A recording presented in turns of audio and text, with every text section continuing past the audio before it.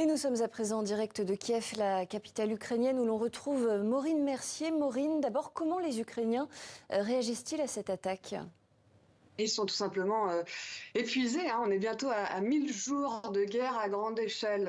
Vous vous faites réveiller à 5 heures du matin par ces explosions. Vous vérifiez que vos proches n'ont pas été touchés. C'est ça, hein, la vie des Ukrainiens. Une jeune mère me disait ce matin qu'elle avait dû, par exemple, abriter sa fille de 5 ans dans une grande armoire à habits parce qu'elle n'a pas de cave chez elle et que c'est le seul endroit où elle peut éloigner sa fille des vitres.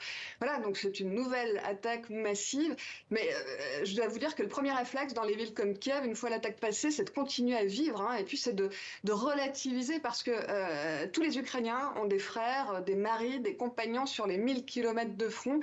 Ils savent qu'en ville, malgré tout, ils sont infiniment plus protégés. Donc il y a cette décence, j'ai envie de dire, ce sont à eux, hein, aux soldats qu'ils pensent.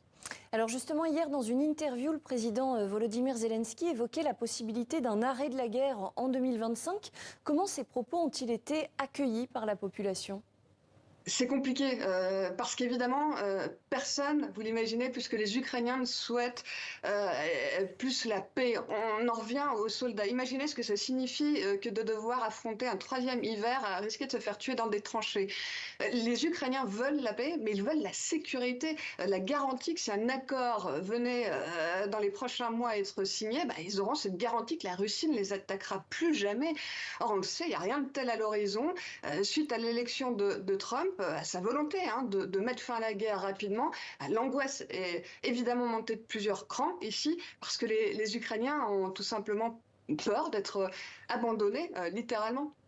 Merci beaucoup, Maureen Mercier, en direct de Kiev.